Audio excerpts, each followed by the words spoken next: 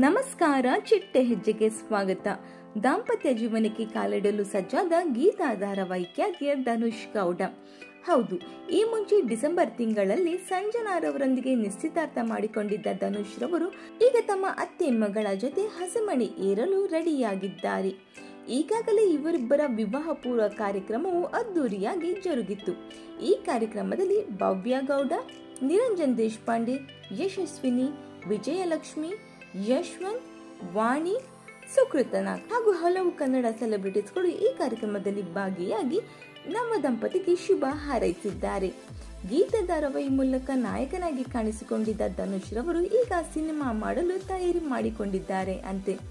ಇನ್ನು ಈ ಜೋಡಿ ನಿಮಗೆ ಇಷ್ಟವಾಗಿದ್ದರೆ ಕಮೆಂಟ್ ಮೂಲಕ ತಿಳಿಸಿ. ಈ ಒಂದು ವಿಡಿಯೋ ನಿಮಗೆ ಇಷ್ಟವಾಗಿದ್ದರೆ ಲೈಕ್ ಮಾಡಿ, ಶೇರ್ ಮಾಡಿ, ನಮ್ಮ ಚಿಟ್ಟೆ ಹೆಜ್ಜೆ ಚಾನೆಲ್ನ ಸಬ್ಸ್ಕ್ರೈಬ್ ಮಾಡ್ಕೊಳ್ಳಿ. ಹಾಗೆ ಪಕ್ಕದಲ್ಲಿ ಕಾಣಿಸೋ ಬೆಲ್ ಐಕನ್ ಕ್ಲಿಕ್ ಮಾಡ್ಕೊಳ್ಳಿ. Thank you.